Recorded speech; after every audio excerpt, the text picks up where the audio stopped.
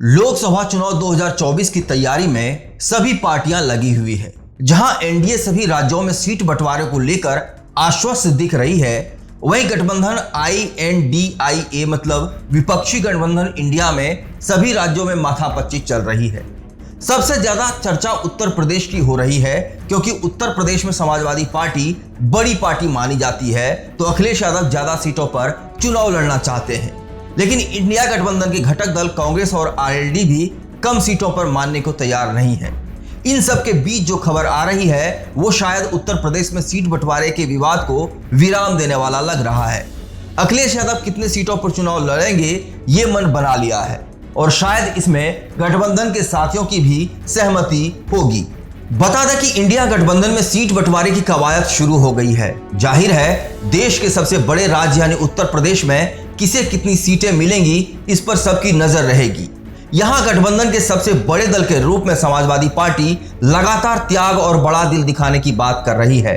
अब सूत्रों से पता चल रहा है कि घटक दलों के लिए सपा उन सीटों को छोड़ सकती है जहां पिछले कई चुनावों से या कभी उसकी जीत नहीं हुई है। पार्टी प्रदेश की 60 सीटों से ज्यादा सीटों पर चुनाव लड़ना चाहती है। बताया जा रहा है कि अखिलेश कांग्रेस और जयंत चौधरी की राष्ट्रीय लोकदल को 18 सीटें दे सकती है। सपा को उम्मीद है कि प्रदेश के मौजूदा सियासी हालत में ये दोनों दल इतनी सीटों पर मान जाएंगे। हालांकि कांग्रेस के बारे में कहा जा रहा है कि वो उन 21 सीटों पर दावा कर सकती है जिन पर 2009 के चुनाव में उसे जीत हासिल हुई थी।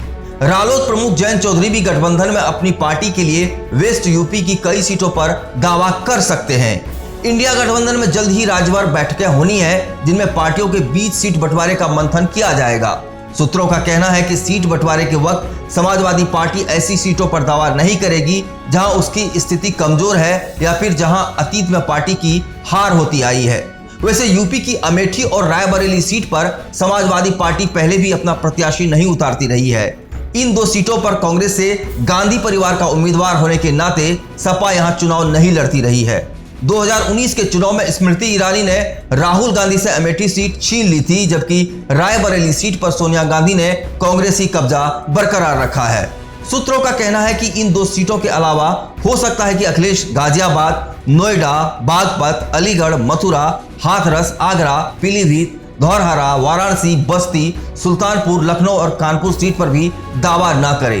कुल 18 सीटें कांग्रेस या रालोद के लिए छोड़ी जा सकती है। सपा यूपी की 60 सीटों से अधिक सीटों पर अपने उम्मीदवार उतारने की तैयारी में जुट गई है। उधर जैसे जैसे चुनाव की तारीख नजदीक आ रही है, सपा मुखिया अखिलेश यादव बीजेपी पर हमले तेज कर रहे हैं। समाजवादी पार्टी मुख्यालय में पार्टी कार्यकर्ताओं को संबोधित करते हुए उन्होंने कहा कि समाजवादी पार्टी बड़ी लड़ाई का सामना करने को तैयार है। भाजपा 2014 में जनता से झूठे वादे और धोखा देकर सत्ता में आई थी। जनता 2024 में भाजपा की विदाई कर देगी। इस चैनल को देखने के लिए लाइक करें, सब्सक्राइब करें और बेल आइकन दबाना ना भूलें।